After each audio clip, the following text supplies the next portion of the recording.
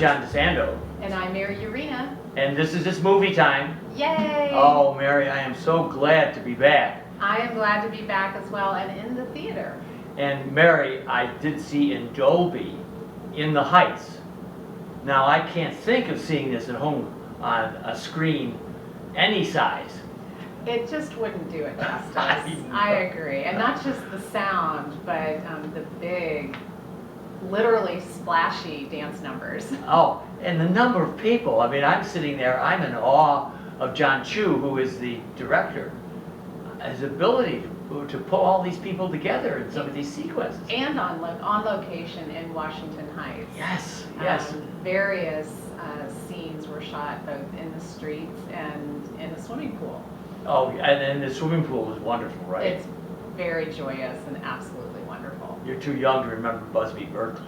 I know of Busby Berkeley, but unlike you, I don't have first-hand recall of seeing his films. Well, nobody was made better for an aerial shot than Busby Berkeley, and they're the gymnastic scenes in Busby Berkeley musical somewhere in the 30s, I think, in which you have a bunch of synchronized dancing and singing, and Chu actually replicates that in one of those scenes. And that's actually one of the fun aspects I found of the film is the nod that John Chu gives to the classic Hollywood musicals. There, you've mentioned Busby Berkeley, Esther Williams. Oh, thank you, yeah, And, I forgot and her. also a nod to Fred Astaire and Royal Wedding.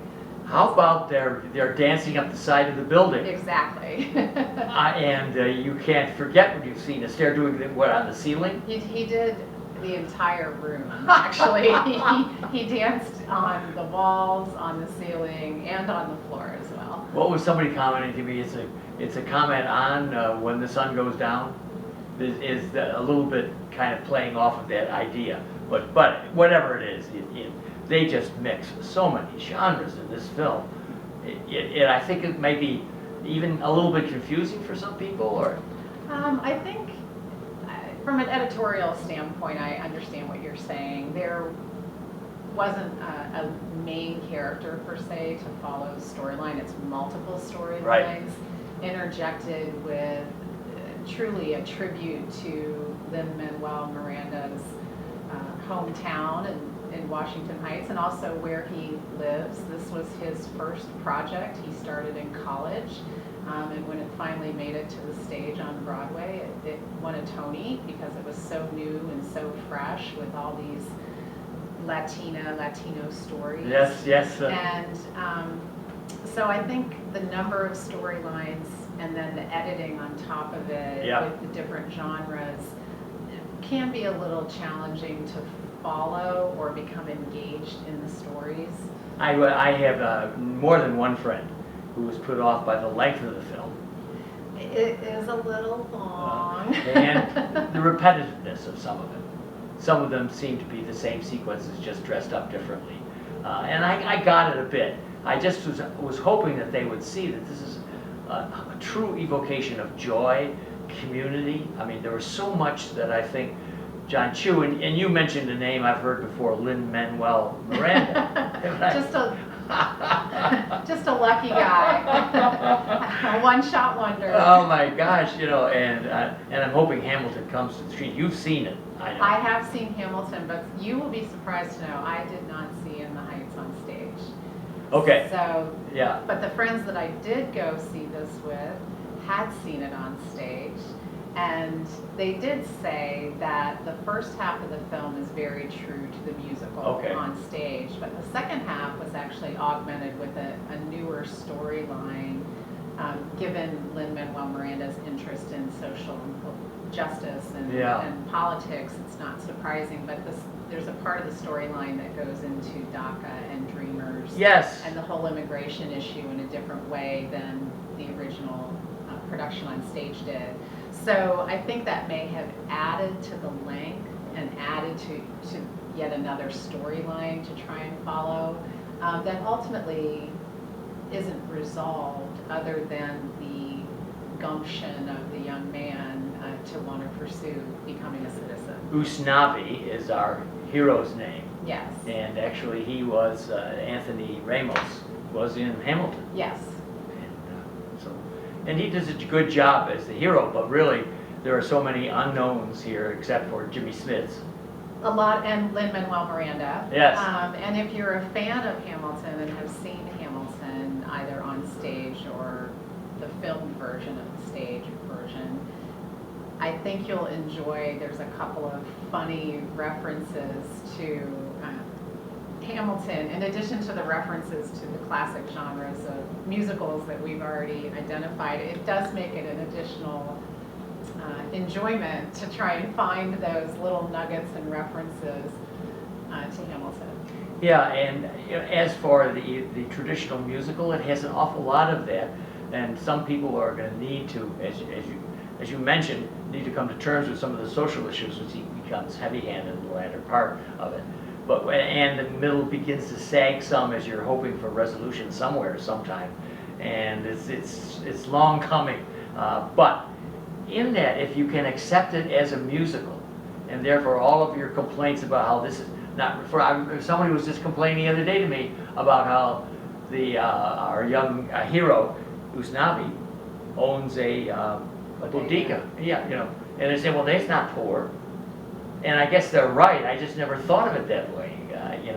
Well, I don't know the profit margins on it. Right. Yeah. There you go. So very good term. Very good. Even if he's not broke, my guess is from his immigrant story that his life has been a struggle, because he actually doesn't have living parents anymore, and he's been adopted by the neighborhood abuela, grandmother, who seems to take care of everyone, and her house is the center of their put together family life.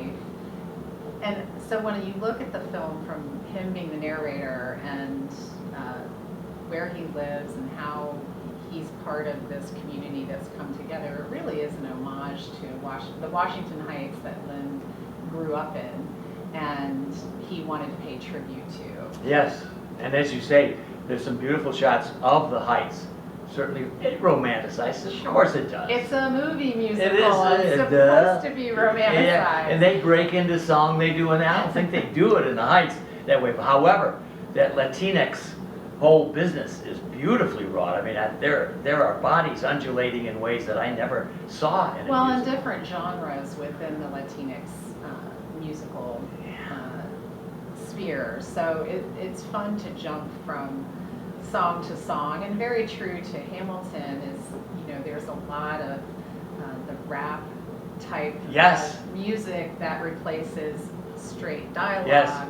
But then there are also, as in Hamilton, you move into ballads and other forms of ballet, other forms of communication in the setting of the musical. Yeah, I mean, it's so true. And salsa, or whatever they call, some mambo 2 or something, I forget what they call that. I'm impressed, John. I'm not sure I could have recalled I what that know, was. but I mean, it is a hodgepodge. But I'm watching and knowing that he has used so many different avenues of communication here.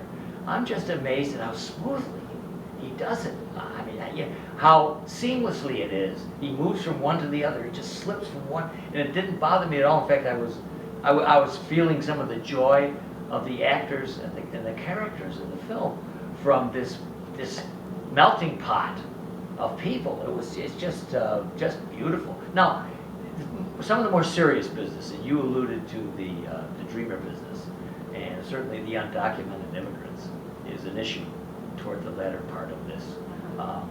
What about even college? And there is one of the characters' stories who she, very intelligent, has been accepted and gone to Stanford for her first year, so she's very far from home, and her immigrant father, played by Jimmy Smits, who it was wonderful to see him on film for the first time in a long time, and he is willing to sacrifice everything, including selling his businesses, to make sure that she makes it, because that's very typical, I think, of all of our parents' dreams for us, but especially immigrants, where you want your children to do better and get more education and go farther than you and your generation did.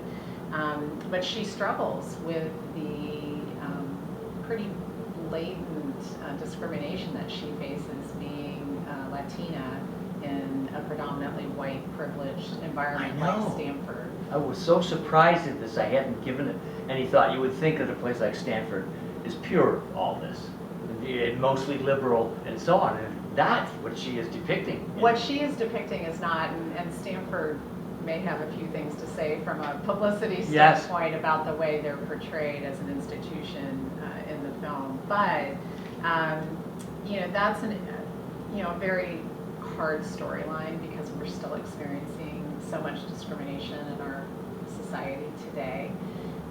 There's also other aspects in terms of not just the dreamer, but then the broken relationships, the love interest of Usnavi is trying to make it as a fashion designer, and the discrimination she faces in trying to move downtown where she thinks she'll be moving up in the world and it'll serve her fashion design goals.